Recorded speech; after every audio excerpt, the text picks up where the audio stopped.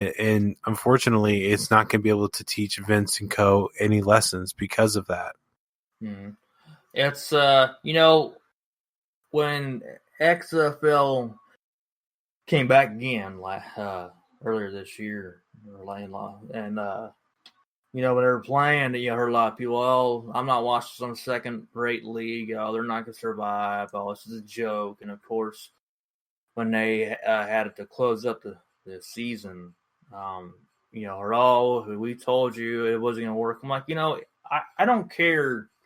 I don't watch NFL, and you know that, and it ain't just for American reasons necessarily. It's just the entertainment reasons. I've been entertained by NFL for a long time. It's like, for me, it's like I tell somebody the same thing you're saying in a way, but it's AEW and Impact and hell, Ring of Honor, New Japan, etc. They're an alternative. Mm-hmm. That's what it is. It's not. Right. I don't care. I'm not looking for NFL or even WWE to be put out of business. I'm not. I want, hey, whatever happens, succeed, whatever you may do. But it's just an alternative. If you don't want to watch They just have NFL, to be spanked every now and then to learn their lesson. I'm sorry. They just have to be spanked every now and then to learn their lesson. Yeah. That's literally my feeling about it. And I'm going to preface this because you mentioned it, because you said American reasons. You and I disagree on the political reasons surrounding that. However, the entertainment reasons we kind of agree on. I miss the days of, I'm going to use Buccaneer football because I live in Tampa. I miss the days of John Lynch being able to bulldoze over a quarterback. That doesn't happen anymore. No, hell no. That's like, you get targeting. You tackle the damn quarterback. Oh, that's a foul. It's a penalty. It's just like, you get a penalty flag just for slightest things. I'm like, it's just like you're saying, the entertainment value has gone down. It's like, I don't care to watch. When I was watching the XFL, I didn't really know anybody, I didn't know any teams. But just watching it on TV, I'm like, man, this is entertaining. This is football. This is what it's all about. Of course, I hear people say, well, gotta watch out for the safety. You know what? No, you know what? When you signed up to do that job, you understand the risk as a part of that job. If you think, oh, well, I don't want to get a concussion, I don't want to get hurt, well, don't do it. It's just that simple. Right. Go ahead.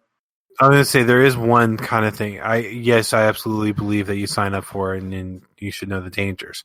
However, I do think there's a counter argument that NFL has gotten the hot water because they weren't treating concussions right. The NFL absolutely needs to treat concussions right. But that's only if they encounter a concussion, not prevent any kind of hard hitting from happening. That's the issue. Is like, well, I can agree with you and disagree. Is more or less, you can treat concussions as far as, of course after it happens, but as far as saying, well, you can't hit the head. I'm like, or tackling's bad. I just feel like it's just, you take away from the sport. If you don't want to do it, then don't do it.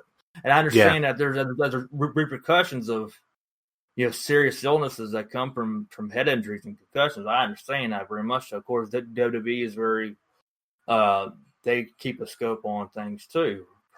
Even more so these days. And I understand that. I understand that there's these health conditions, but it's just that you said you sign up for a job and it has these risks. If you don't feel like it's just worth it or you can do it, then don't sign up. Right. And I just, I get the fact that there's issues, but, like I said, that's just how I feel. Just that's why I say XFL is a great league, and they're coming back in 2022. Looking forward to it.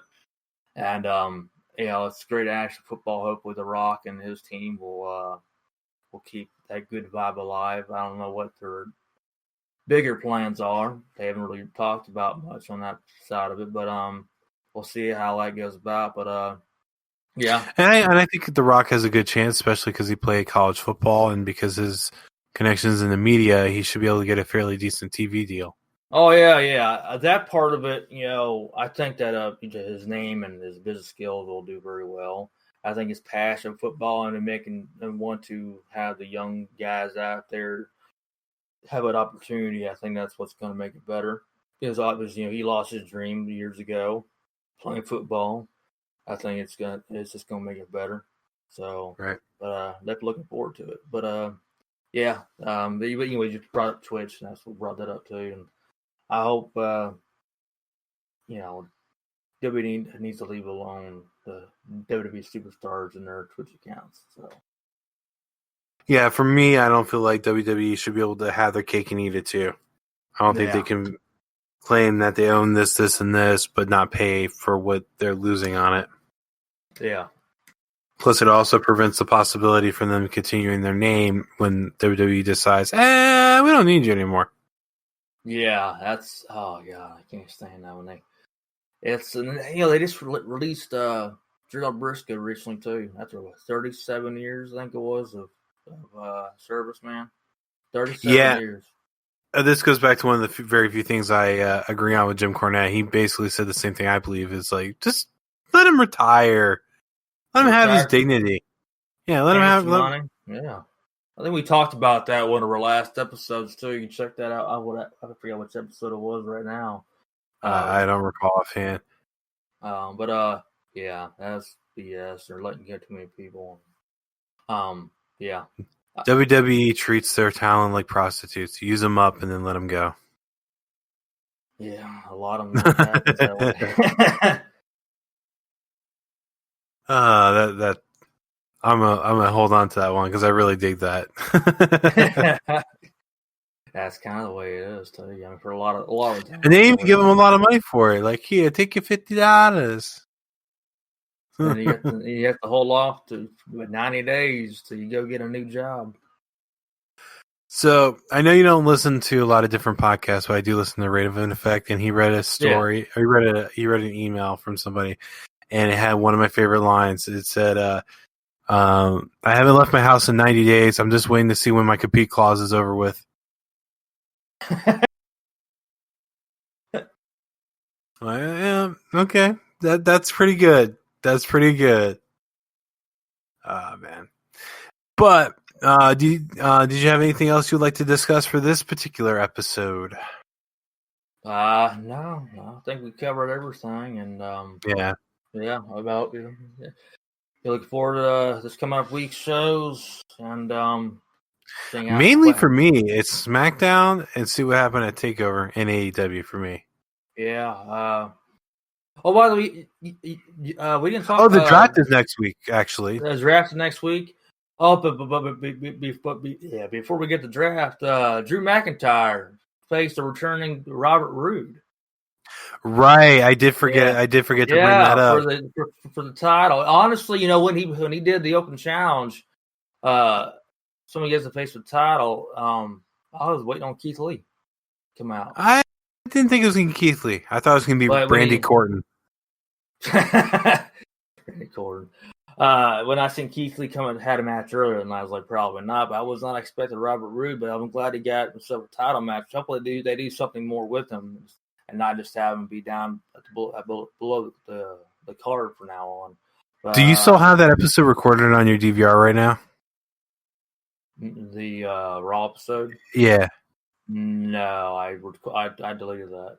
Okay, so I don't know if you caught this or not, but after Drew pinned Bobby Roode, they were talking to each other and kind of trying to hide it.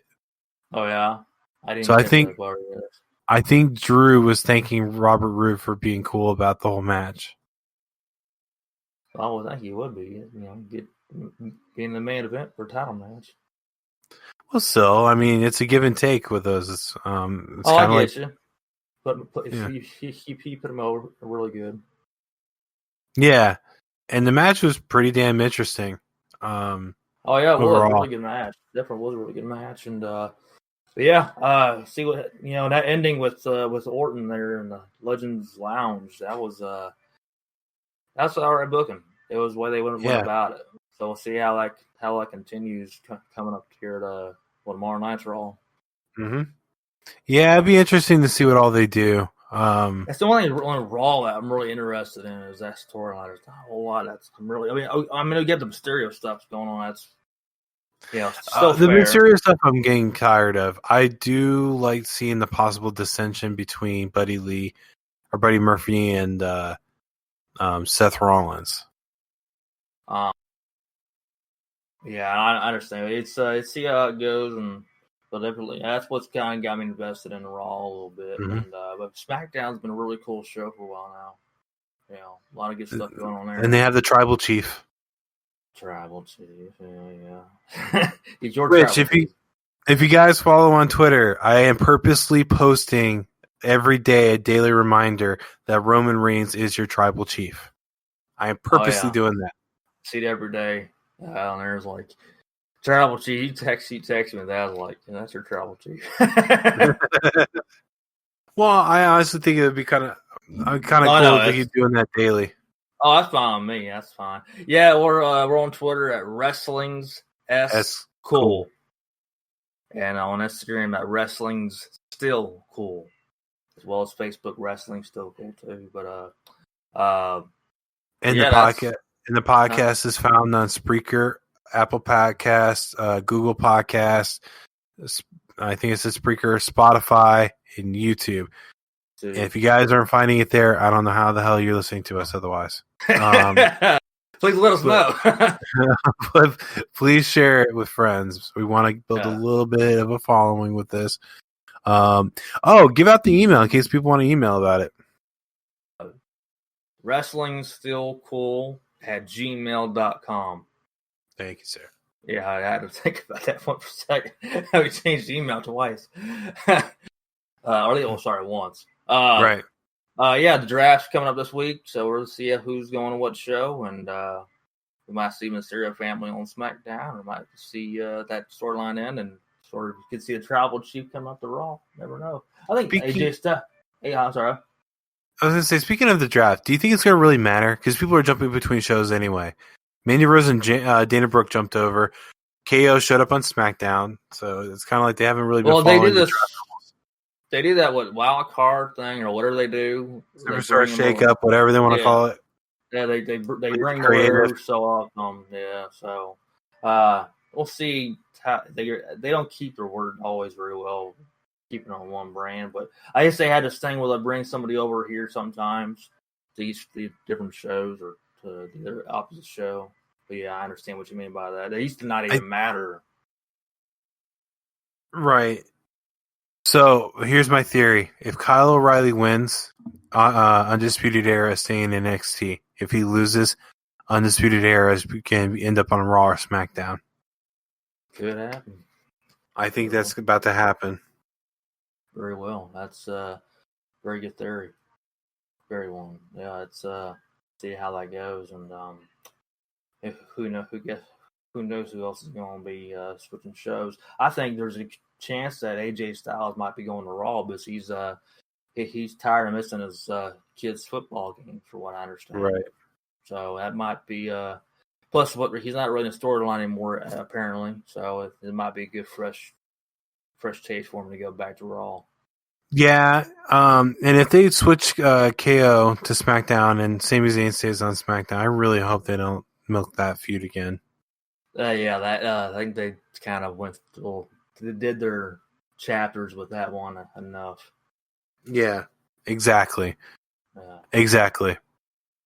Well, this week, sorry. No, go ahead. Oh, I was say we're gonna talk about the retro review we're gonna be doing up this week too.